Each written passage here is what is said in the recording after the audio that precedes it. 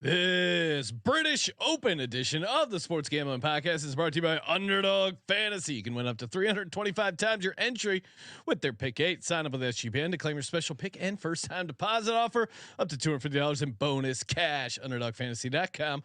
Promo code SGPN. We're also brought to you by Rhythm. Get the best data-driven props and picks from Rhythm. Claim your 7-day free trial today by going to sportsgamblingpodcast.com/rhythm. That's sportsgamblingpodcast.com/RITHMM. Hey, this is John Smoltz, and you're listening to SGPN. Let it ride.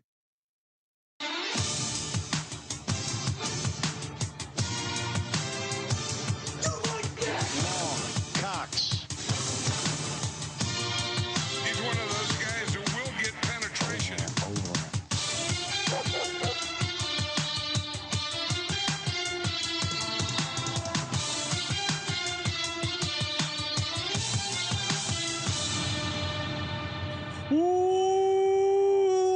Welcome everyone to the Sports Gambling Podcast. I'm Sean, stacking the money green with my partner in picks, Ryan, Real Money Kramer. What's happening, Kramer? Dog. British Open or Open Championship? Oh, I meant to play. There we go. Oh no, the British are coming. The Redcoats, Ryan. We're getting overrun. Of course, it's the Did British we get Open. overrun? We did for a brief time. I mean, our backs were against the wall. I don't know if you know your history that well, Ryan, but I mean, I'm watching the show. I read Ben Franklin's biography. I watched Franklin, most of it on Apple TV. Watched Hamilton. The musical. Yeah, Definitely. I assume. Yeah. I'm just including your history. Credits. Our backs were against the wall, and then we came out swinging, took care of business, and turned. It's easy to see a tide turn, Kramer. Yeah. It does seem like there were a number of turncoat pussies that were trying to take us down. All right, we are here to break down the Open Championship. We're back officially live. We have been doing our. I was on vacation. Kramer was on vacation, but we pre-taped the whole week of shows. Traveling. We were traveling. Oh, you weren't on vacation? I'm just calling. I'm just saying traveling. Vacation's a strong term. Okay. I was traveling to the south. I was also traveling to the south. I went a little more south than you, hanging out down in Costa Rica. Had a very good time down there. Pura Vida. I see how south you went. Yes. Nice. Kramer only dares go to Cabo, where he wants to only speak English when he travels abroad. I'm not afraid to habla little Espanol. Oh, I was habloing lots of Espanol. Oh, really? Oh, yeah. Cafe Negro, por favor. Fucking nailed it. And then so apparently some crazy wild news happened. Normally we don't go there. People are here to talk sports. But at some point you have to bring up and you have to mention it. You just have to. At some point it becomes a comment, perhaps global American news that you have to weigh in on. UFL VP of Communications Jeffrey Altstadter mutually parted ways from the UFL. Mutually? Who are you kidding, Jeff? You got fired, buddy. Thank you, everyone, for sending me this. Hashtag UFL Jeff sucks. Wasn't a grazing all the blow comments to this tweet are either people tagging me or hashtagging UFL Jeff sucks. I would love to hear how this is a mutual departure. I would love to hear it. So Jeff, appreciate you threatening me by saying, well, us people in the credentialing game. Oh, you don't know. It's a tight knit group. And all right, Jeff. And I was thinking, Ryan, is it, should we publicly reach out to the UFL saying we're willing to mend fences now that they've gotten rid of Jeff, now that they've rid themselves we asked of the rats. Well, I don't. We typically wouldn't go public with this, but we did. We did pull some strings. Yes. So don't fuck with me, Jeff. Jeff's community was gonna keep us down. I did. Where does he land? Where should we have where does Jeff land pool? Is there what was like the Major League Football that turned into a Ponzi scheme, like some sort of lower league football? We need to reach out to our contacts in the PR world and make sure he never works again.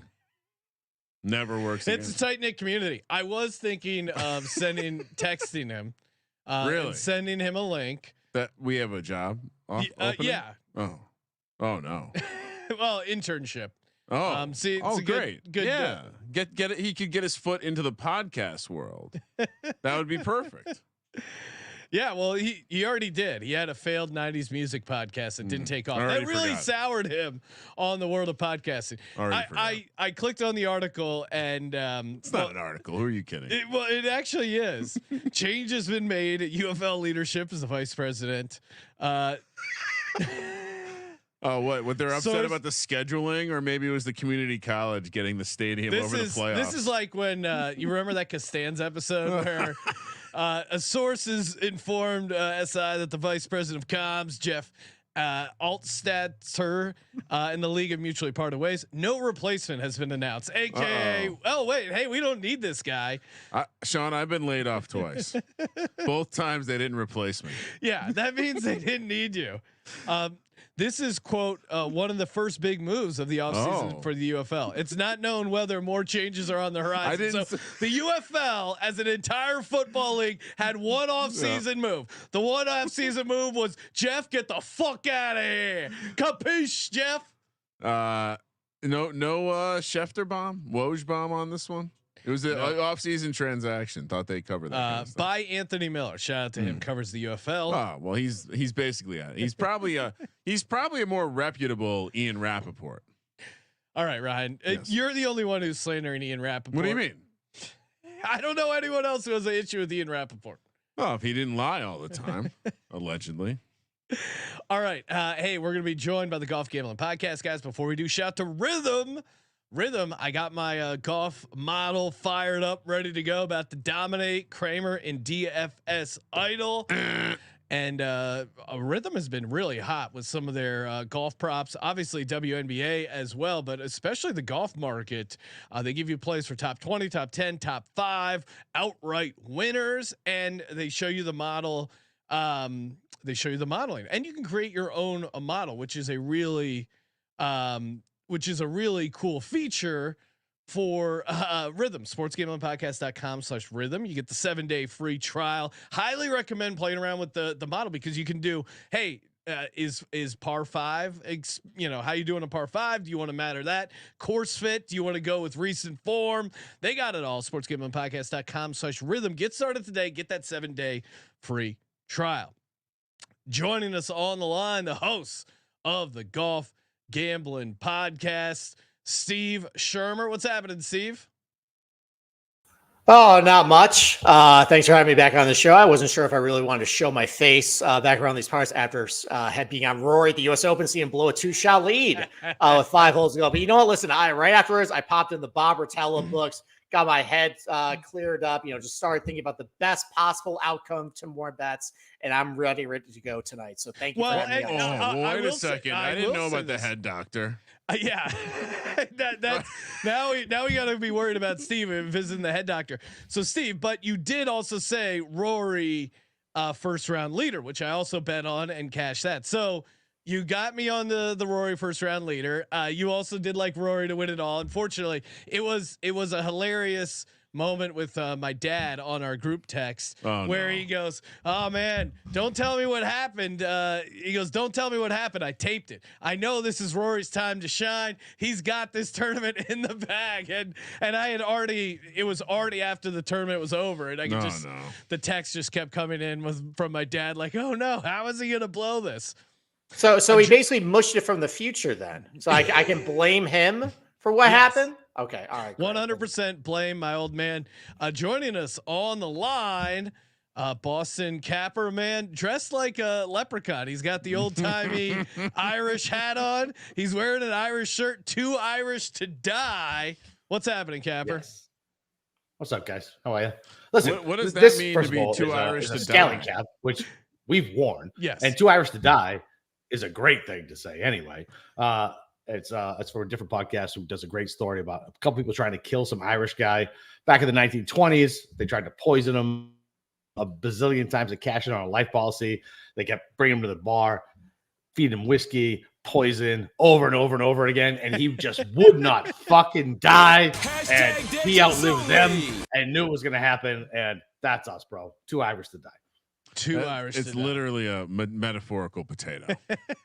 Very resilient. I mean, Capper definitely does look like. I mean, if you showed up at the family reunion, no one would even question why you're there. It would just be a lot of like, "Oh, hey, Greeny, what are you doing there? Oh, great shirt."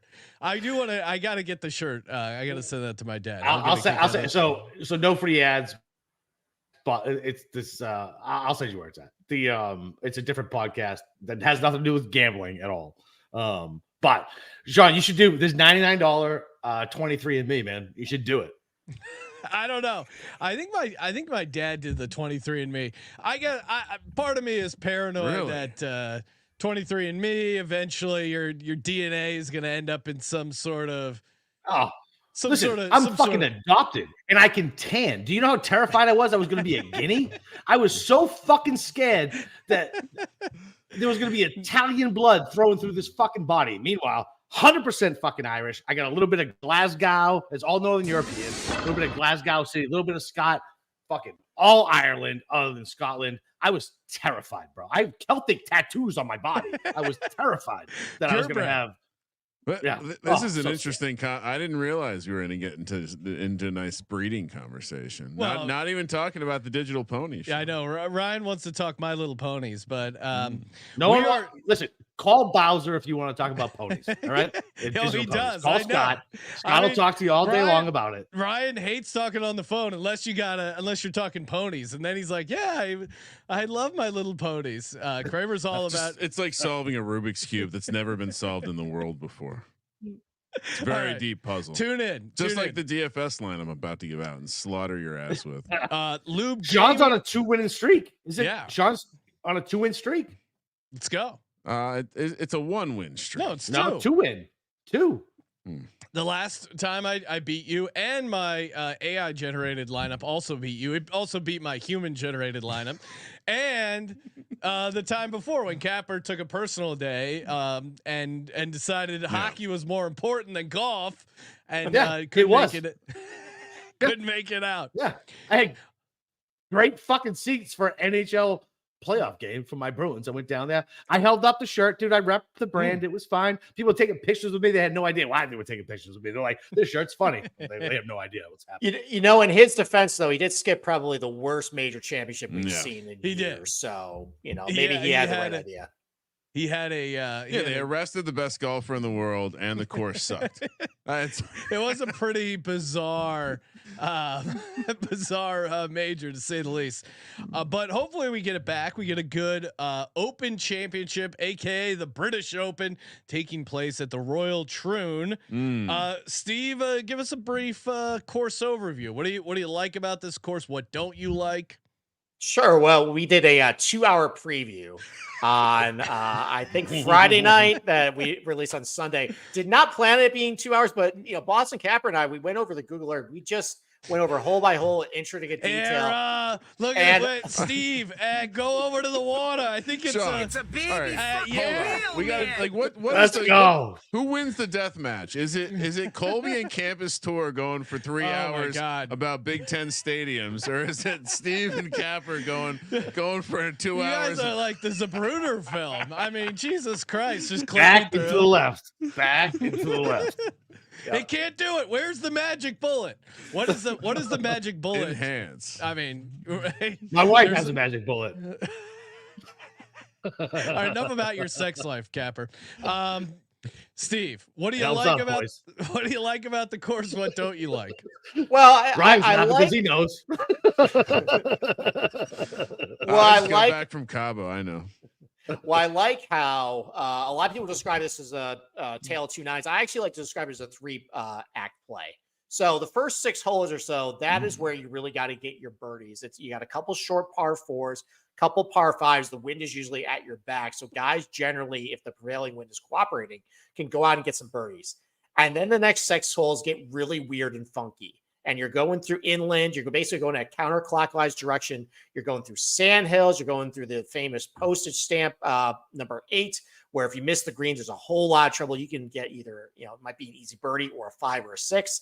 And then you start going inland through the gorse. You got blind tee shots. It's just really weird, quirky golf that really tests you in the middle of the round. But then going back towards the last 6 holes, it looks a lot more like the first 6 holes, pretty straight out right in front of you. It looks like your typical, links golf, but the wind is usually in your face. And while it's fair, it's difficult, and it'll punish you down the stretch if you make really bad shots. So just a really well-designed golf course. Obviously, we saw in 2016, 2 guys really run away with it and duel over the weekend. That was actually one of the better majors we've seen over the last decade or so.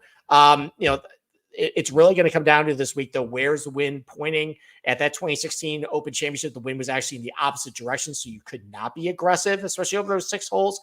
But these guys are going to get some downwind on the first 6 holes. There could be some fireworks, guys maybe trying to drive greens. It could be a really different Open than we see in 2016. It's really going to depend on what the Scottish weather does, which is very unpredictable over there. No, I mean, again, from what I've seen, I didn't watch all 2 hours, but reading the previews, kind of diving in, you throw in the weather, it does seem like a tournament that wouldn't favor laying the super chalk. You talk about your Scotty Schefflers, who we'll see if you guys like him. But Capper, what's your take on Royal Troon? Any thoughts on the course, how it looks to play? I mean, to me, I think there could be some live dogs here, because if you get the right break weather-wise, you're doing okay coming out of the trap. Maybe the long shot stuff is alive this major. Yeah, I mean, look, Brian Harman won last year, right? And nobody thought he was going to win because he actually sucks at golf, which is amazing that he actually won the tournament. And listen, a friend of ours actually called it nice, cashed like a 201 ticket. But yeah, I mean, look, the weather thing with Scotland, we're never going to know. Like, it's going to change tomorrow. It's going to change the next day. It's a fool's errand to try to figure out the weather splits. But yeah, I mean, look, accurate off the tee. Listen, if you're long and straight, it's going to help you in any golf tournament, especially here, right, where there's going to be. Brian loves long and straight. Apparently. I was just thinking about how you did like the dad movie. Like, we're listen, son. It's all about being long and straight. Nothing else matters. And when you grow up, just look into the magic bullet. That's it. That's it. So I mean, look, seriously though. I mean, look, if you're long and straight, you're gonna eliminate a lot of problems here, right? So, like Steve said, you got the gorse bushes, which are a fucking nightmare. If you're in them, you're dead.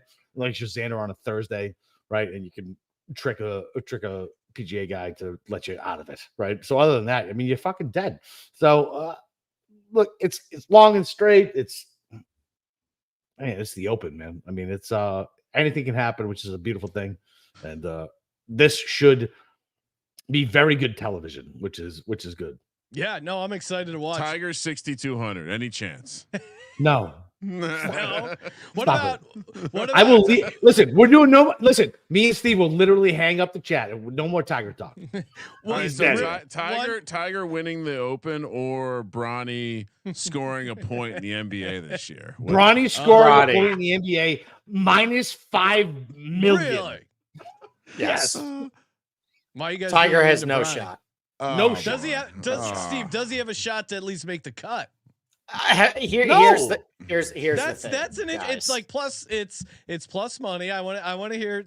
So you're saying no, which I agree, but he tries to show up for majors. Steve, how say you? I don't know how the first 3 go for him this year. So look here's the thing. If this was Tiger from 4 or 5 years ago, before the car accident, where he could actually use his legs in a golf swing, something that's very critical to striking the ball very well. He was still a very good iron player, not reliant a ton on the driver, still was pretty sharp around the green, because, sometimes they had a little trouble with the putter, but, good ball striking, consistent, that can work very well for you. He definitely could make the Open and do very well in these conditions. The problem is, though, a lot has changed to his body in those 5 or 6 years. Obviously, the leg injuries, his back is still bulky. It's going to be really cold conditions. They did him no favor by sending him out late early, which means he's got to get up at a really obscene hour on Friday morning just to get his back loose. And, he's actually been so focused on keeping up with these young guys, trying to keep it out there in the fairway by hitting it long distances, that his iron game has really just gotten really bad. He's really bad around the green. missing a bunch of putts. You saw at Pinehurst, like, yeah, he was striped the driver, but he would fan it out right. He would, screw up a chip shot, 3 putt holes, and that's really going to kill him at Troon this week. You can't be doing any of that stuff. So I like how Steve started his analysis back when he was able to use his legs. It's like, yeah, I guess that kind of tells the story there. It's going to be a long run. It tells you how good he is at golf. Was it golf? Yeah, I mean, in some ways, the fact that he's still out there and playing at at least competitive level just shows you. Wonder if his kid's going to be better than Bronny. Probably, yeah. I would guess so. Capper, Scotty Scheffler, he tied for 23rd last year in the Open. Before that, 21st. Before that, tied for 8th. How say you, Scotty Scheffler, this week in the Open? So he's stolen my lunch money 3 times this year. I've had second places to him. So I'm terrified of Scotty. I got a ton of scar tissue. I know Steve is not as scared, which I don't know. It's just, dude, he's the best golfer on the planet. So it's very tough not to be scared of him. He's 4-1. You got a bunch of fucking guys who don't bet golf who come out and like, hey, 4-1, it's a great bet. And they look at you like you're retarded because you don't fucking bet it. And you're like, yeah, oh, good job. 4-1. Yeah, you did it. And I'm like, I couldn't bet 4-1. I'm a snob. No. So yeah, look, I mean, I'm terrified of Scotty. I know he doesn't have a great history over here, but dude, it's still Scotty. And I'm scared of it. I'm not betting it, but yeah, I'm scared of him. Yeah, plus 450. I will be evaluating some of the chalk because I am going to deploy my one massive bet strategy again. Okay. Yeah. I'm excited for the end here. Steve, Rory, we touched on Rory up top. Last we saw Rory, he was peeling out of the parking lot, not answering questions. I kind of like that. I mean, I see both sides. He played the Scottish boys. He played the Scottish. I'm talking about golf casuals. No one's watching the Scottish Open unless you're one of you guys. The Scottish Open is a fucking great tournament, guys. Oh, you were talking about the fucking UFL. No one is watching the fucking UFL. Hey, we cashed the Premier League All-Star under. All right, so don't tell us about what we should be watching. Steve, Rory this week, the Open. Does he got a shot? Can he recover? I mean, he stormed out of Pinehurst like I stormed out of my parents' cottage and just sat at the end of the dock for about 20 minutes, just pondering life at this point. Watching him miss those putts. But no, he's going to be fine. I mean, he showed up last week at the Scottish Open, did relatively okay.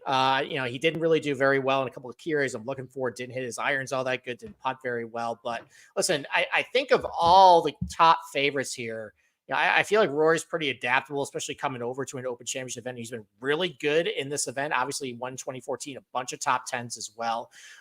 So I don't really have a ton of concerns for Rory this week. I'm not betting him outright just because, kind of like we just talked about Scotty Scheffler, like favorites don't really win at the Open here. There's a lot of unpredictability with the weather and bad breaks. Who's to say, he hits one a little bit offline, goes into a gorse bush or rolls into a pop bunker, gets a really bad lie. So yeah, we said at the top of the show, there's probably a lot of live dogs. I think this definitely is the more wide open major championship venue that we've had this year. So, while you might maybe look for a positional with Rory McIlroy, I don't know how much value's with that, but I think it'll be good this week. I think it'll be, fine, top 10, top 5 even, but not betting him outright to win. I'd rather look down the board and see if I can find value there. Let's get into it. Let's talk a little Underdog fantasy. Of course, use the promo code SGPN. Get you that sweet deposit match up to $250 and a special pick. They run a ton of promos, ton of specials. Always fun getting in on the pick 'em. You can get up to 325x if you go pick 8. You want to go crazy. We've already talked about some of the guys, Tiger, Scotty, Bryson. We don't have anything on, but maybe we get a little pick 2 here if we can pick your brains. I gotta be honest, this Bryson being a cool guy, don't like it. Don't like it. Agreed. Kramer. Everyone's cool with him now. I don't like this. It's like they forgot that he was right. I 100% agree with you, man. Right. It's insane. I hated this fucking guy more than anything. I was a Brooks guy. Yeah. And then all of a sudden, It's like American It politics. was Very actually confusing. okay. Like I was rooting for him at the Open. Like it was Yeah, I insane. know. Like, but he's still a douchebag. He's still a tool. Like There's two types of meatheads. There's meatheads that are like charming, like Gronk, and then meatheads like Bryson that are just like, and he's got, I think with the YouTube thing and stuff, he's got like a try hard element to him He's that I Dexter. find annoying. If Dexter tried to play golf instead of murder people, It's almost like he's that's Patrick like Cantlay. Hey, Patrick we'll get to Cantlay is him. a serial killer. We'll get to him. He has bodies in the basement right now. They're putting the lotion on the skin. oh nice. You gotta keep it moist. Steve, what do you like on the old Underdog, higher, lower? I mean, what's fun about this too is they do have, you can hop in live with some round 1, round 2, round 3. If you forget that it starts early in the morning, you can get in on the live number. A lot of you can tie it to Caitlin Clark, always a good option. Or Bronny, they were running Bronny summer league numbers, which lower was just. So if you want to get a good chuckle, you just pop over into the you don't need the NBA gambling podcast channel and just watch Scott Reichel touting his fade Bronny strategy. He's like lower. So probably going to be tying this to some Bronny lowers, but let's get started here. Steve, what do you like? UnderdogFantasy.com, promo code SGPN for the Open Championship, higher, lower, round 1 leader. What do you got here? Yeah, so I put out a video a little while ago. You can check out my official two golfer card with that. But one of them I had on there was, it does seem we don't really know exactly when the weather is going to really hit, but it seems like weather is going to be a factor on Thursday, making kind of difficult conditions, and with the wind coming from the south there. It's going to make it a little tougher. And I decided to pick on a couple of golfers that I just don't feel like really want to play professional golf anymore. They're not really serious anymore. And one of them is Dustin Johnson. He just has no interest really to be a competent golfer anymore. So I have to update my DFS lineup. So you can get higher than 3.5 bogeys in round 1 for Dustin Johnson. And just with how sloppy he is, like the guy is, it's been widely reported that he just doesn't practice anymore, which makes sense. So he got paid. So He got paid. Why not? Paulina, he's perfectly fine, man. He's living his fucking best life. Right. Yeah. I mean, if you had a pile of cash and Paulina Gretzky at your house, it'd be tough to go, I just got to get 6 hours in at the range. Hey, honey, you want to come to the range with me? No? Okay, me neither. He's not grinding over bunker shots and chip shots at that point. So you can get higher than 3.5 bogeys or worse for DJ like that. Feeling a little under the weather. All right. Capper. Oh, that's great. Let's add to it. By the way, can I just compliment Underdog Fantasy on the picture they use for John Daly? It's amazing. Like you don't have to play a John Daly number. Just look up his picture. It's Santa Claus. Like just have him act as Santa. I mean, anyway. God. Sorry, Ryan, Capper. Who do you pull this up? I'm sending it to you in Slack. All right, you give me a picture. I took a screenshot. All right. Santa, why do you smell like fucking Jack Daniels and Marlboros? Same reason your uncle does. Let's go. Don't sit on this man's lap. Tell me what you want to get off my goddamn knee. Capper, what do you got? What's a play you like for Underdog for the Open Championship? Why don't you give me an option? That'll be fun. All right. Oh wow. Well, we fucking diva right here. Talk Scott. I did a rhythm earlier, not an Underdog. Sorry. Oh wow, he's too busy. Okay. He's too busy getting his fucking Irish garb on. You mentioned dolled up. You mentioned Brooks. Yes. You're a Brooks guy. Oh no. I am. 71 is his higher, lower round 1. What do we like? Lower. Lower. Okay. Lower. We're in on Brooks. Yeah, we're in on Brooks. Absolutely, All we're right, in on and Brooks. Sean, here's that picture we were referring to. Look at that. YouTube.com/sports gambling podcast. You got to get that. I mean, Oh it's just God, the that's beard. Like clearly, they had someone comb the beard for the picture. It's very nice. Anyway, So we got. Is that a Kempt beard? Is that? Yeah, I think so. It does look like he kind of has Let me it see it put again. together a little I don't bit. think that's a Kempt No. beard.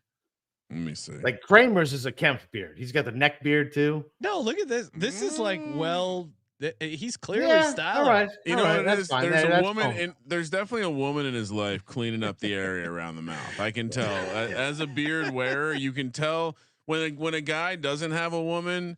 You can tell because it's the food, the amount of food they can get. It's like corn on the cob in the there. hair. Well, there's just a lot of Hooters wings. It turns out women don't like getting their face smashed into a trough of leftover crispy food. Tweet us at Gambling Podcast. What is in John Daly's beard? Best answer.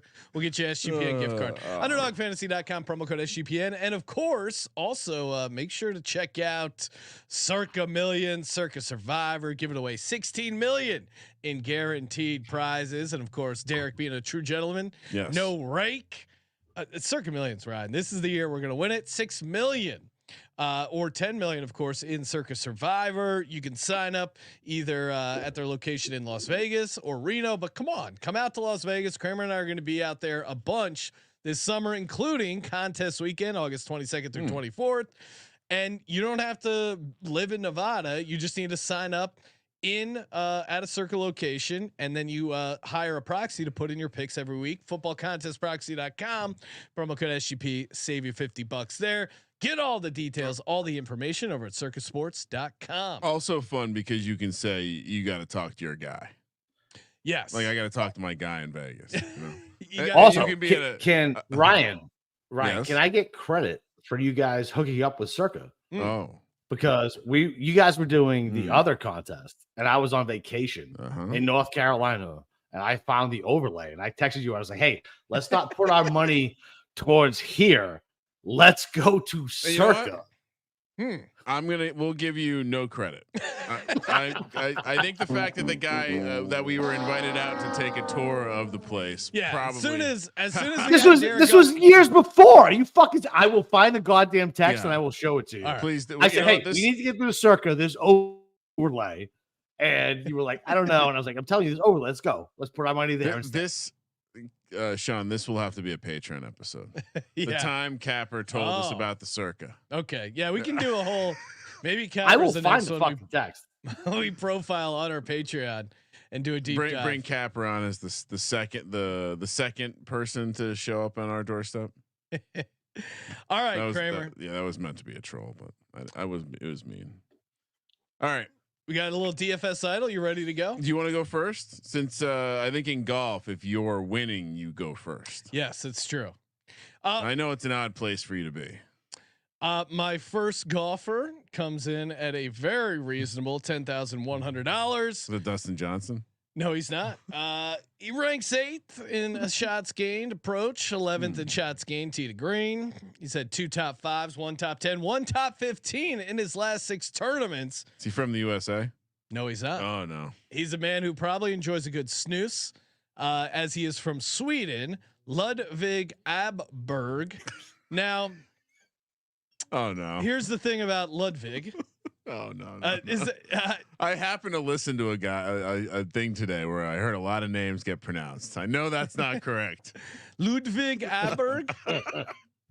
Getting closer. He was playing really good in the Scottish Open. If I know it fell apart late for him, but this is why you play him now. No one's gonna own him. This guy, he is so due to win a major. He's playing at a high level. I think he can handle the conditions here. It could be his year. Like him at the price, 10,100. Steve, how say you on Ludvig? Yeah, I mean, really overdue. You know, his 4th career major. So yeah, a lot of scar tissue. Oh man, he basically just called you fat and your outfit's ugly. I'll try to get. He's not. Maybe not due is the right word. He's close. He's been trending. He seems like a guy who's about to pop and win a major. Steve? Okay, well, I mean, listen, I wish he popped last week because I bet him and he blew it on the back 9. So, you know, listen, you come to me at least. I mean, Capper also bet Ludwig Aubert. Not your fault, by the way. You don't know the A sounds like an O, you know, whatever. Yeah, come on. But, you know, we both had Ludwig last week. You know, fortunately for my co-host, he actually had the Scottish guy who won. You know, because Narrative Street, you know, why not? But I did not. I had the 2 guys who blew it on the back. Look, I mean, so my strategy this week was I noticed with guys who won the Open, guys who have been trending with their irons and putting, and just, you know, set aside the final round. You know, Ludwig has basically been doing that all year long. I agree with you that, you know, his first appearance at the Masters and contending. Very impressive. If it wasn't for completely imploding on number 13 on Saturday, who knows? Maybe he's the U.S. Open winner. But I think it's a fine pick. But you're a little incorrect on people not going back to him. They are going back to him. Very just popular darling in the community. So he has a lot of things going for him that I'm looking for, but he might not exactly be the pivot that you might be hoping he is. I respect the cash game play. I see what you're trying to do. You're playing the man, not the contest. I'm worried that I'm worried. I saw Boston Capper grab a notebook. I'm worried we're about to hear like some sort of manifesto. I've never seen him use any sorts of notes or have any sort of preparation. All I use is fucking paper. I can't find a pen. It was, I'm like, oh fuck, I need to be able to write your guys' teams. Oh, okay. Here we go. So what do you think of? I do like the handwritten scorekeeping. Yeah, always handwritten. We need to you sign can't our trust scorecards. the computer to keep your shit. You can't do it. It's true. Just to make it crashes, you lose it, you lose your appointments, all types of shit. I don't like it. Everything on paper. Sorry, clients. My computer crashed. Lost all my appointments. You sound like the Biden kid, Capper. Okay, be nice. Ludwig Aubert. How say you, Capper? Very nice. He's a fucking loser. He can never win. I don't care. Oh, come on. You can't say no. Now, if I get shit for saying he's due, you can't. You deserve shit for saying he can never win.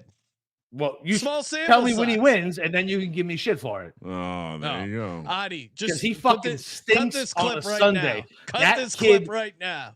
He stinks. Go ahead. Clip it all you want. The kid stinks. Right. Euro weenie. He doesn't look the Euro weenie part, right? He doesn't look like the guy who's gonna like be flaccid on the weekend, right? He doesn't look like that because he looks like Tom Brady. He really does. Look at that guy's face. He's just like Tom Brady. Now we see what's going on here. Right? It always comes back to Brady. That is my God. So listen, I'm telling you right now, there's something going on. He has not shot under par on a Sunday in contention since he's been. Listen, he is 22, which is fine, but man, it's not a great sign for him. And I don't trust Europeans to begin with, so I'm out on him. Good luck. Thank you, Kramer. I'm taking that one as a win. Well, I'm actually out on him too because I still stand with Mike Leach and his family, and not those filthy punks at Texas Tech, where your boy Aubert went. A lot of au pairs from Sweden too, unrelated. All right, let me clear my throat because I'm playing the game correctly here. I heard Steve both compliment Rory McIlroy and make a comment against him in the same vein, but he played horribly and still finished tied fourth for the Sky. I understand the competition's probably not his stuff, but he's still not his A game, finished well. And you want to talk about a guy with a fuck you chip on his shoulder, the way that he drove out of there in that car that wasn't his, to drive that way in a vehicle that's not yours. Are you kidding me?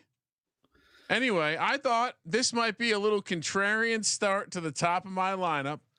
I don't think he's Scottish, right? He's Irish. Rory, is that he's northern Scottish? No, he's English. He's Northern Irish. He's English.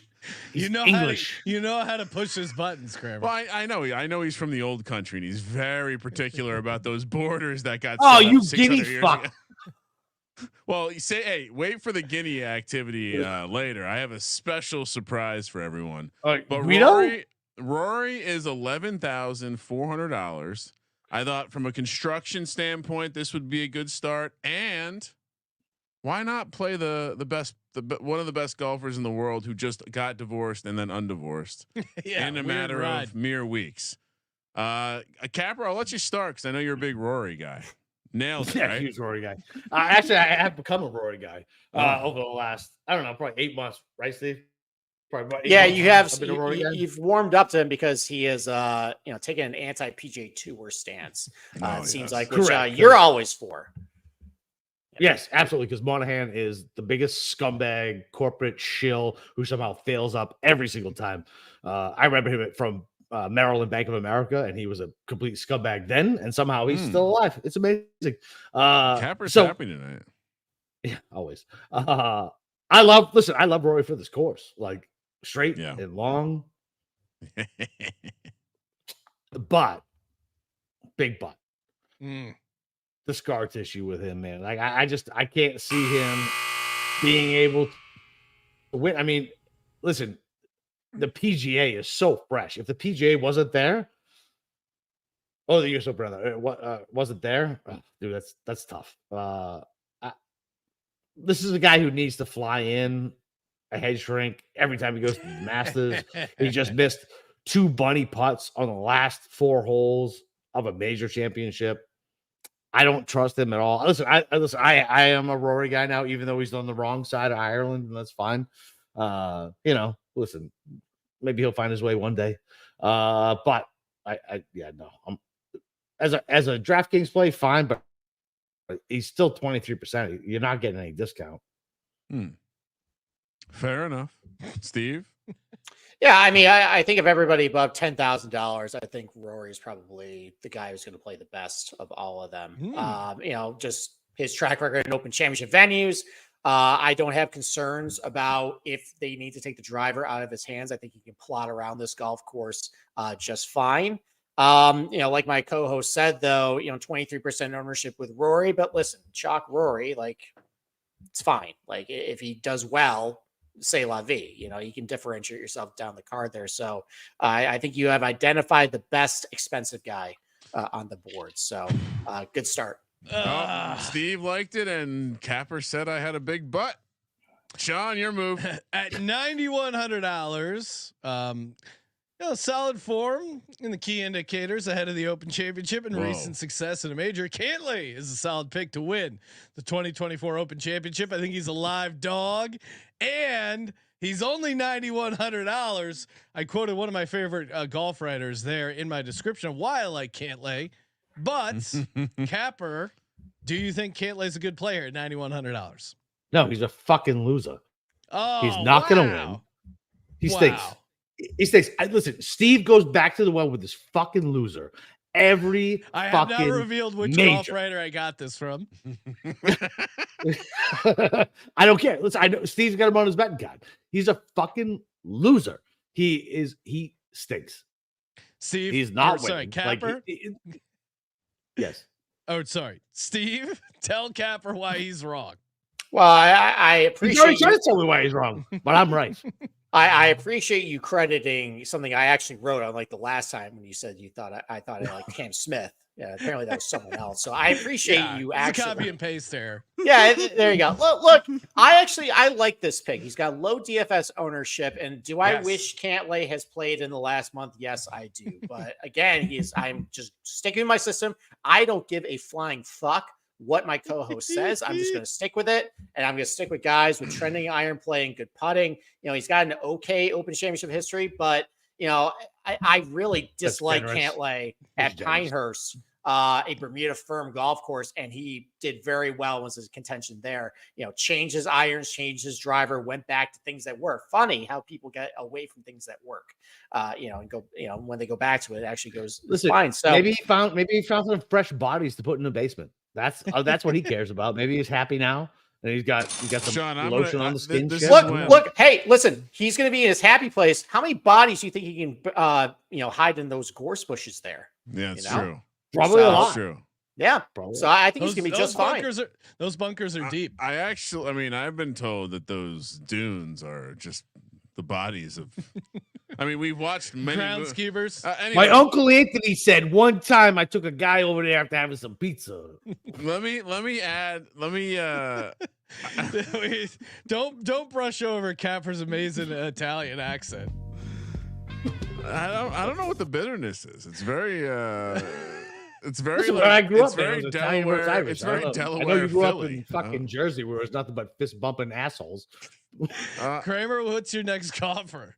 Well, I was gonna come onto the stage and hold your metaphorical hand and be like, I'm also on Patrick Cantlay. Really? And Steve mentioned one of the reasons why you might want to be on him, which the ownership won't be there, I believe based on the I've been dabbling with some golf advanced analytics. There's so many of them. I need to stay There's away. so many. There's so many of them. It does seem like he's playing really good golf. And Sean, you mentioned it, but this is the lowest his price has been in more than a calendar year. He's gonna miss the cut. So I was thinking, because the football season's right around the corner, and I've already been thinking about week 1 DFS. If I was building a lineup and I had a guy who's at his lowest price for the season, while playing his best ball and going to be an under-owned asset, ding, ding, ding. Yes, sir. All right, so we're both on Cantley. Kramer, my next golf. I was waiting for them to talk before I agreed with you, though. I wanted to make sure I wasn't walking out into a real shitstorm. This gentleman, he's doing pretty good. 12th in total DraftKings points scored.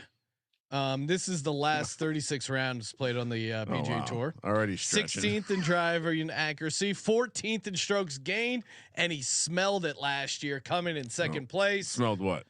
Victory. Oh, okay. Almost got a taste. Tom Kim at $8,300. Many are calling this the greatest DFS play of the Open Championship. Steve, do you agree? So good.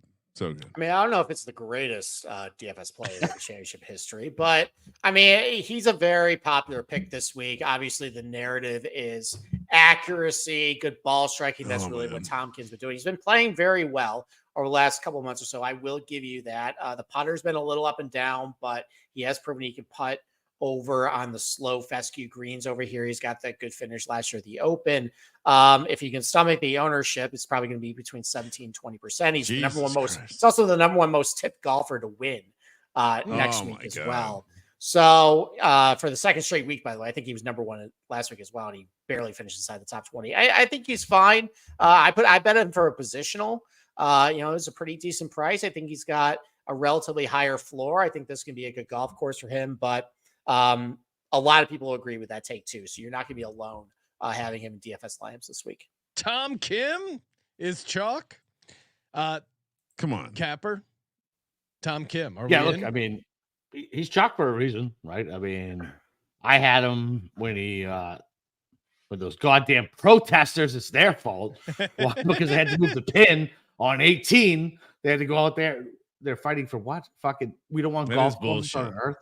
Like, that is bullshit. Just walk into an incinerator. Anybody who stops traffic or tries to stop a sporting event, just or throws paint on works of art, or causes someone to lose a golf bet. Yeah, because think about it. I had Tom Kim, and they had to move the pin from up top where they put those weird powders down to up next to the bunker. And he ended up in the bunker. We ended up losing the playoff, and there goes 60-1 Tom Kim for me, all because these assholes fucking love trees. Like, I have no idea. He said we. He said a we. Like, he was out there on the bag. Sounds like we're in on Tom Kim. We're worried about ownership percentage, but hey, sometimes it's chalk. You know what? I'm not going to hold it against you. You're finally catching up to the game. This is a 1v1 battle. We're just happening. He's beat you the last 2 times. Yeah, no, I'm respecting the game. Sean's finally copied my style of just taking the chalkiest cash plays. Not me though. Trying to win the GPP here, and this man, he is 100% in consideration for my single shot into the ether. Since the Masters, where he finished tied for 3rd, he finished 9th, tied for 16th, tied for 4th. 4th, 2nd, tied for 14th, tied for 13th, and you bet it. A lot of people tied for 4th at the Scottish Open last weekend. Mr. Colin Morikawa, striking the ball as well as anyone in the land. I would imagine his game matches up nicely with the course style of play over there. Which, by the way, I was staying at a beautiful resort in Cabo that was on a link style golf course. Made me think about the Open Championship. 9,900. Colin Morikawa. I'll let Steve go first because he was squinting, which means I'm going to take the worst of it up front. Is this a bad play? Steve, I would like you. Steve, I would like you to comment on his link style golf course in Cabo. Yeah, can you give me the golf course that was? I'm gonna probably have an hour breakdown on Google Earth. Stream that saying why you're dead wrong probably on that. So it's by the ocean. There was a lot of Congratulations, rolling hills. I assumed it was. Okay. Okay. Look. So with Morikawa, I do like Morikawa a lot this week. A lot of people like Morikawa, though. I think he might be maybe the highest DFS player this week. But again, talk about guys trending with their irons, trending with their putter. Putting was definitely a weak spot for Morikawa for a couple of years. Putter's not right. You said that last time. Putter's not. He didn't make a single putt outside of 10 feet on Sunday. All right, well, stats back me up on that one, so we can take this offline. I'm sorry, your feelings are getting in the way. No, your feelings are hurt. He didn't make a single putt outside of 10 feet. Yeah, my feelings are hurt because he laid the sod over two approach shots, and he blew the lead there. So yeah, my feelings are a little hurt. But unlike you, I'm willing to forgive and come to. No, I'm a spiteful motherfucker. Absolutely correct. You are very spiteful. Yeah. You've said a lot of spiteful things about a lot of my picks tonight. But anyways, so Morikawa, listen. Troon is actually a golf course that favors guys who hit fades. And there's a lot of left to right tee shots and approach shots that you got to hit at this golf course. Obviously, his ability to keep it, on the fairway is going to help him. Premier ball striker. I am a little hesitant about how he's going to do in really bad weather conditions that he might see. I'm hoping he gets a little lucky. He has done a little better in worse weather this year. I still have a lot of scar tissue with that. But he has been trending. He definitely fits a guy who, when you look at eventual Open champions, you see what they're doing, and then they add the trophy to their little results there. He fits that trend. So I don't mind it, but he definitely has a lot of ownership this week. Oh, my big guns are a little bit owned, Sean, but you got to be a little worried here. I got Rory, Colin Morikawa, and we both have Cantlay. You're in a bad spot right now, I think. I'm locked in. I think you're in a bad. And by the way, you motherfuckers, the Dunes course by Davis Love III. Golf on the Dunes does share some similarities with the classic links courses in Scotland and Ireland. Okay. But here, weather is warmer, whatever, blah blah blah. So I will send the link, and now you guys will have to apologize to me. All right, Sean, golfer number 4. He costs $8,200. I don't know what you're thinking. Whoa. Wow, this is how are you spending so much on your 4th golfer, Sean? This is a steal considering he's having a great statistical year, top 10 in both driving accuracy and shots gained on the approach. Returning to a solid ball striking ways. You changed it. You made this pick after you saw a Capper shirt. No, and he won the Open in 2019, $8,200. Give me Mr. Shane Lowry. Steve, are you in on Lowry this week? I am. I actually kind of like Lowry this week. I don't think the ownership is going to be all that crazy. We haven't seen him in a couple of weeks, but before he took a little bit of a break, the putting was starting to trend. The irons are starting to trend. If we get some dicey weather, I know he can handle it. So I actually like Lowry. I think this is a good pick. I think he's got some upside in this tournament without a lot of ownership. So I like this one from Sean. Thank you. Wow. Capper. That was nice. Listen. Oh boy. It's tough, right? Obviously, because he's my Irish brethren. I love him, and he's a fat bastard, and it's fun to watch him go around and putt. I am not big on Shane. I'm just not. Listen, for DFS, he might be fine. He's not winning. But look at his price and his ownership. Look at payoff. All right, huge win for me, Kramer. That was almost that. It was like they wanted him to say something he wanted to say something nice, but he couldn't get it. That felt like a positive review. I got to be honest. I don't like that. That was positive. Yeah. I know how the Irish compliment each other. It was almost like it was only positive from Capper because he's Irish. Yes. There's a guilt thing, I believe, in there somewhere. All right. It's Catholic guilt. You're a Guinea. You should understand it. The Catholic Church, man. Listen, it doesn't matter. Fortunately, Catholic guilt, baby. Yeah. Fortunately, my parents observed some matters of science also. So my dad was a genius. Mine didn't. I was a fucking altar boy. I was like stationed to the cross. Have fun on Fridays. Latin mass, 7:30 in the morning. You sure should. I have blue eyes. Look at this face. Look at this face. I understand. My dad Amazing. leveraged allergies to get out of church so many times, and I didn't realize it until I was much older. But beautiful tactician there. All right, fourth golfer for me. Sean picking a lot of folks who aren't from the U.S. of A. I'm gonna throw in a U.S. of A guy here. I'm dropping all the way down into the 7,000s because I did spend a bit up top. He also, I'm grabbing another guy who tied for fourth with Colin Morikawa last week.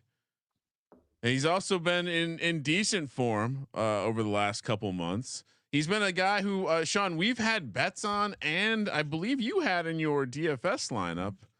Made a lot of cuts. Sahith Theegala, I pronounced that for you. 7,200. This is my fourth golfer, and I'm already spending 7,200. He has the game. This is one of those. He has the game for the course. So is this a good pick? I think he might be chalky. If I already think I'm coming into it with a little chalk thinking, I feel like they're gonna smash me with the LeBron. Speaking of Bronny, Capper. So I don't. Is he chocolate? Let me pull it up. Yeah, it's like middle of the road. Yeah, like middle of the road. He's not like he's like That's he's not all crazy right. chalk. I'm feeling good then. Yeah, I mean, he's relative crazy. to everybody around him in the low sevens, he's got a lot of ownership. But like, there's also like Ryan Connors Aaron are sucking up Rye. a ton. So Yeah. Okay. it's about half that ownership. It's not bad. All right. He's Yeah. fine. He's fine. Ooh. And look, and for why you want to bet him, right? Like he's a young kid. When he's good off the tee, he's good off the tee. Long and Around straight. the green, he's a fucking Long and straight. He's a Hey, he's magician. not straight, but okay.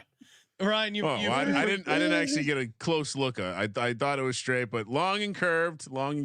You missed that. You forgot to mention he's gained strokes around the green in 4 straight tournaments and contended at the Scottish Open. I also had. Well, I did mention the tide for the T4. Sahith Theegala at $7,200. So Kramer, we have 2 of the same guys. They're going to cancel each other out. This is bullshit. Who is? Did you talk? Did your AI talk to my AI? My last golfer. Last. Hold on, I can get my No. take.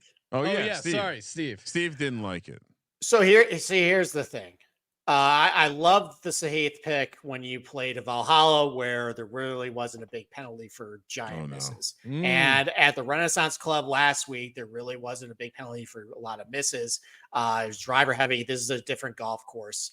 And Sahith can still miss big off the tee. He also does this thing where he lines the hosel up directly behind the ball on approach shots, and it makes me wildly uncomfortable. And he ends up shanking one over to the right.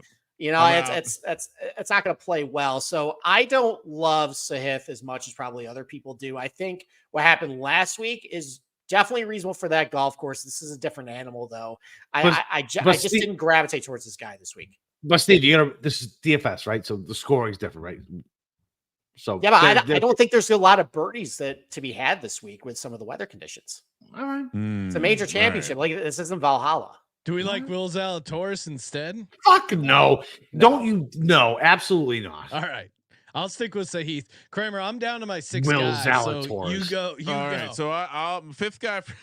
I'll circle back to if I want to swap out. That was not a good. I'm worried. All right, man. I thought you might use this guy this week. He's 6,900, which is always fun. And I didn't have a lot of money, and he also finished tied for 4th in the Scottish Open. Sungjae Im, which I think is still Capper's favorite golfer. What? I'm just fucking with you, Capper. Relax. Capper's very serious tonight. Sungjae Im. Well, I'm being super serious. You are about the Irish stuff and the Italian stuff. It's very much on the front Sorry, of your mind. Sungjae in good form, coming off the Scottish Open, also a 12th in the John Deere, 3rd in the Travelers. We'll ignore the missed cut in the U.S. Open, and we'll latch on to the top 10 performances before. But the majors were bad. But 6,900 again. I was up against it with the salary. Yeah, Steve. I mean, look, again, fits what I'm looking for this week: trending iron play, trending putting, and he's been great over the last couple of months. I think again, the concern is he is going to be very popular. I would say he's probably mispriced at $6,900 considering Definitely what he's been mispriced. doing.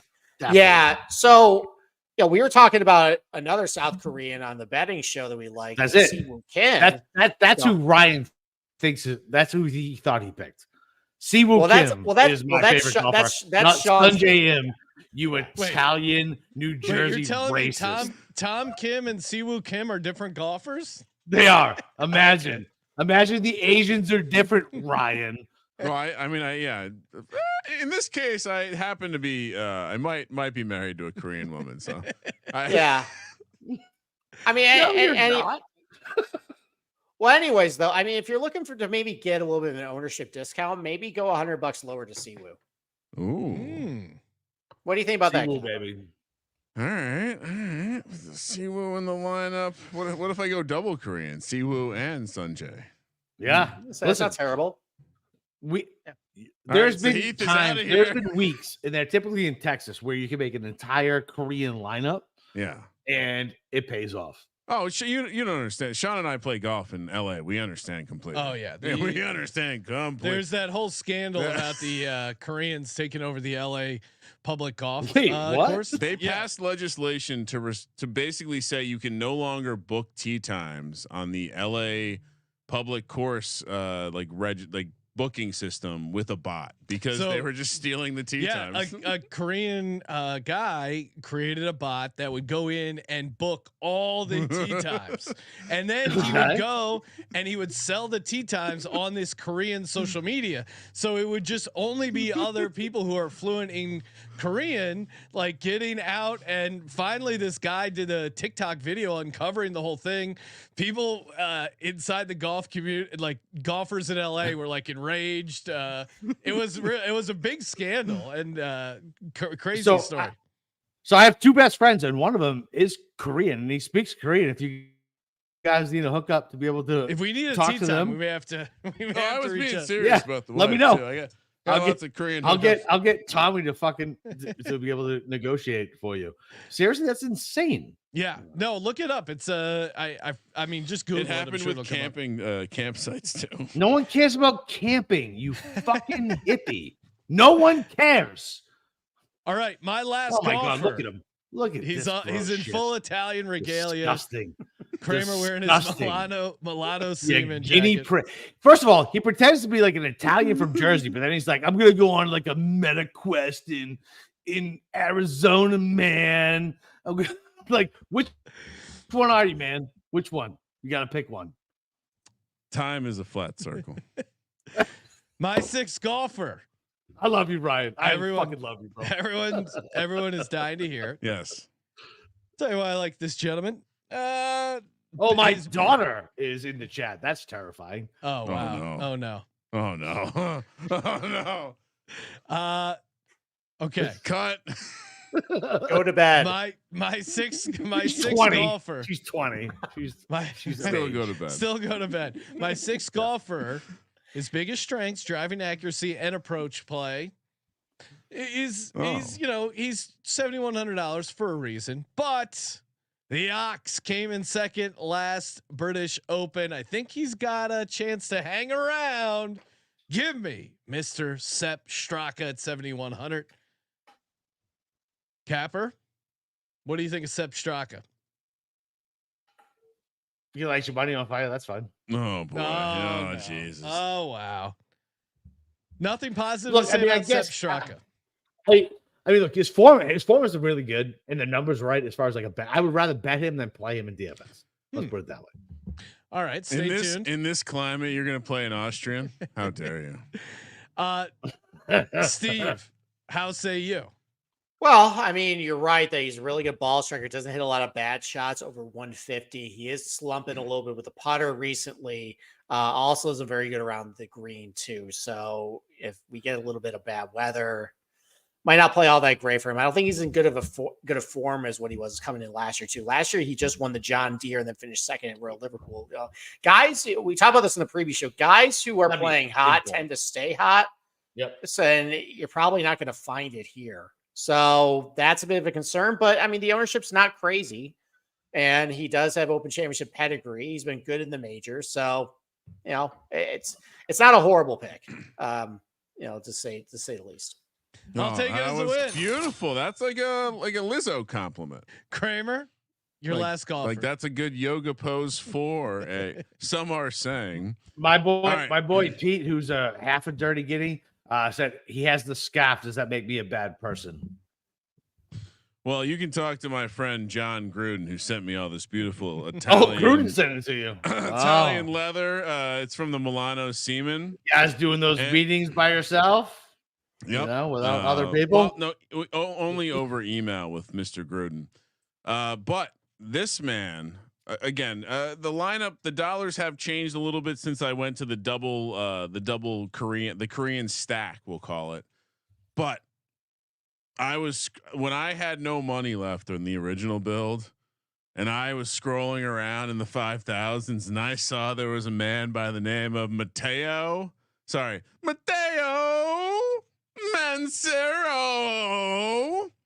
And I saw that he was a young phenom who once won the British Amateur as an Italian. I didn't quite understand how that worked, but all right. He was, this is about 14 years ago. He was one of the young up and coming golfers on the European tour. Then things didn't go so well, but Sean, he's back and he's playing. He's got a heartbeat, and I only had 5,400. So wow, they have guys that are only 5,400. He's only 5,400. His name's Matteo Mancero from Italy, specifically of the province. Let's see, Negrar. Not familiar where that is. Sean. Sounds like you're fluent in Italian over there. No, Ryan. I'm not. I'm actually Italian American. It's a big difference. But yeah, so I know nothing about him as a golfer other than he once was a good province of Verona, and he hasn't played in the British Open in a number of years. But he's again has a heartbeat and is playing in this British Open. Seems to be in decent form. He's playing on I think one of those like FCS tours. But Steve, any chance he makes the cut? No, definitely. I mean, I bet him top 40 at plus 250 this week. So he's definitely a guy on my radar, playing really well. A couple top 10s recently on the European tour, T15 last week. Hit his irons good and really accurate. The putter has not been very good, but you just mentioned it. The guy's got a lot of raw talent. He had a lot of potential as a young kid, lost his way for a variety of reasons, but he's back, a little bit of a comeback story. Why He's did he so lose only, his way? What happened? I don't know, actually. I think he just got the yips a little bit. But he's 31, still a lot of golf ahead of him. He's playing good. He was so he won the BMW PGA like 10 years ago when he was like 20. Like everybody thought he was the next big thing. He got to like 25th or something in the world as like a 20-year-old and just completely fell off the map. But he's playing really good golf right now and great iron play and kind of accurate.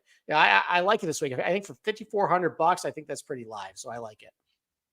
He once beat Louis Oosthuizen in a European Tour playoff with an eagle. Lots of facts. What age was he then? This was 2012. So it's a long time ago. I was jacked in a firefighter at that point. You're looking pretty Look good. at me Capper. now. I'd say you're looking pretty good. I'd say 2024 Capper's looking pretty good. I look good. Thanks, buddy. I love Capper. Yeah, you're right. I do look good. That's all right. Kill him with kindness. I look good compared to, I guess. All right, let's close it out with our best bets. Oh man, I was shocked to hear Steve was. That's what happens when you're drinking the Mexican swill. What's happening this over there? Highlights the level of Steve. Oh, there you go. Did you get a little JMO in there now, Sean? Is that going to clear the I'd like voice to up? mix it up a little This bit. highlights Steve. I bring up some random Italian dude who I only picked because he was Italian. What? And Steve knew exactly who I was talking about. This is amazing. Steve is a walking golf encyclopedia. No, I'm very He is impressed. Legitimately impressed because that normally there's a tiny bit of research that goes on. This was purely the Italian flag got me to click this one. So and he will surprise you. I will trick him on some shit. yeah, it doesn't work. He's never tricked ever. He knows everything about golf, every goddamn golf course, the goddamn grass. That's not true. I can be tricked. I continue to bet Patrick Cantlay. So that's fine. You make bad betting things, but you're not going to be picked on. You're not going to be surprised. Tap my jaw. Thank you. What a nice compliment. Yeah, thanks. Perfect transition. I was trying to compliment you, you fucking. Capper is losing it. Perfect Losing it. transition. You gotta hold it together. My 3 outrights. Okay. Keeping it simple. Patrick Cantlay, 40 to 1. Awful. Shane Lowry, 40 to 1. Terrible. Sepp Terrible. Straka. Put in your pipe and smoke it, Capper. Those are my 3 Wait, plays. so in a tournament being played over across, You think the these people are pond, going to win the tournament? You didn't pick Tommy Fleetwood at all. No. Whoa. As he All should. right. Tommy Fleetwood's a Well, and I will add Flaccid Fleetwood is the name for a reason. Flaccid Fleetwood. Listen, we're all getting to the age, boys. We go to the doctor, maybe a little testosterone. I think Tommy. I think hope Tommy your needs to daughter go to the is doctor. no longer I think he needs a watching. shot. Just saying, I don't he want might need a little to shot of speak for testosterone. I don't want to speak for Sean or Steve, but I am perfectly fine. Yeah. Yeah. What Clearly about with the dyed beard? Sounds good. what about first round leader? Who do we like for that? Steve? I mean, the weather is just who Yeah. knows. So I don't really have a good take on this one, unfortunately. Does it matter? So is going out early going to be helpful if we think the weather is going to be For the first round? Yes, Well, absolutely. The problem is though, like the guys going off at like 7 a.m. are complete bums because it's not like the other championships where guys start in 1 and 10 and the bad players kind of play sooner. Like, go ahead. God. No, I was gonna say the 9 to 11, like 11:30. That's a good spot for your first round leaders. And all the books seem to be offering like first round leader, top 5, top 10, top 20s. You're getting like 4 to 1s, top 20s. Colin Morikawa is a great one. Even fucking shit, Rory and Scotty, you're still getting like plus money, top 20, and they're all going off in the good tea time. Allegedly, but okay. Yeah, I'm kind of with weather's gonna be fun here. I was trying to decide, so I narrowed it. I narrowed it down to 3 potential single shot outrights. Okay, and nothing changed my opinion as we were talking about it. Rory, but the price is probably not long enough. Colin Morikawa, price is probably not long enough at 16 to 1, and so here I am on Patrick Cantlay. The DFS value guy, the serial killer, as Capper says, and as Steve says, his guilty pleasure that he keeps like the ice cream does not make me feel good when I eat it at 1 a.m. Yet here I am smashing my face with the fucking ice cream again. Am I just putting $500 on Patrick Cantlay at 40 to 1? I think so. Final answer. Yes, sir. You know what? Imagine if Patrick Cantlay changes my life in a positive way. He's not going to. that will be a great story. All right. So I would take your action, but I've learned my lesson on BK almost literally nuking me into oblivion for fucking an exacta 1-2. Yeah, that was painful for you. Yeah, but it could have been way more painful. It could. All right, officially Shane Lowry, first round leader, 50 to 1. Okay. No. Sure. Pick anybody, to be honest. Yes. Come on. You need a little sweat here. Any best bets you guys want to toss out? Of course, subscribe to the Golf Gambling Podcast. Check out Steve Shermer, Boston Capper. Matt Gannon gets on there as well. Steve, anything you want to toss out to the folks? I mean, we can move to positionals for a quick second. They interviewed Cam Smith on the driving range. Now, he hasn't played all that great on Live, but he said something where he's grown to appreciate links golf, and he actually knocked Live when he was talking about saying they played a lot of similar golf courses. And he's excited to play links golf, and one of the things that I really like hearing, for a guy coming to play one of these golf courses is just really having a good mental attitude, liking what you're playing. And, obviously, if the weather is really bad, you can get up and down from anywhere. So you can get a top 20 on him at 2 to 1. I really like that bet. As far as like winning score, low round, I mean, the books were very slow to release these because the weather is so turbulent. I think I just saw a line of minus 12.5 over under. I don't know if I really want to touch that because the weather can be really unpredictable. I think I'd lean under. So probably 13 under or better, but I believe the low round of the entire tournament is at 65.5. I think somebody is going to shoot 65 at some point. I think somebody is going to get good weather, especially over the weekend. It seems like it's calming down a little bit and it's going to be a little softer. The prevailing winds are going to come back and help you. So if you can find 65.5 for your low round of the tournament, I like that one. Nice. Capper, any best bets for the folks? I love Morikawa minus 130 top 20. He's not going to win, but he will absolutely. You know, he's been in the top 20 the last 9 to 10 tournaments. Yeah, he's locked in. Yeah, dude, and all the stats point for it, but he doesn't make any putts past 10 feet. He just doesn't. Like that'll be your death. Like you have him for an outright, and you're just gonna see him go for his knees. Forget about it. Like it's not gonna happen. So top Frenchman, Matteo Pavon 3-1. I like him a lot. Nice pronunciation, but okay. What was it? Dude, You had an O there, Matteo. Hey, good. Okay. Matteo. Matthew. Pavon. It's Pavon. Pavon. I don't give a fuck. It's Pavon. Pavon. So he gave out the best Frenchman. All right. French insider, Boston Capper. Yeah, French insider. Yes, that's me. Pavon 3-1 for fucking best Frenchman. Yeah, absolutely. He's been in contention in big events. Frenchman. And, Oui. Anything? Yeah, after you rank your top 5 Boston movies, Yes. Yeah. Also top 5 Frenchmen. Oh, okay. Yeah. French expert. I don't like French any insider? Frenchman, I don't think. French insider. Oh, France has a lot of sick insiders. I mean, sorry, cool people. All right, we said it all. Yes, Capper. What are you gonna, what were you gonna toss in? Nothing. He's We're just good. he's just Thank you, gentlemen. It's a dance. It's like a tango. Thank you for participating in the Sports Gambling Podcast. For Sports Gambling Podcast, I'm Sean, stacking the money green. He's Ryan. I think are they calling it the British Open? Kramer, let it ride.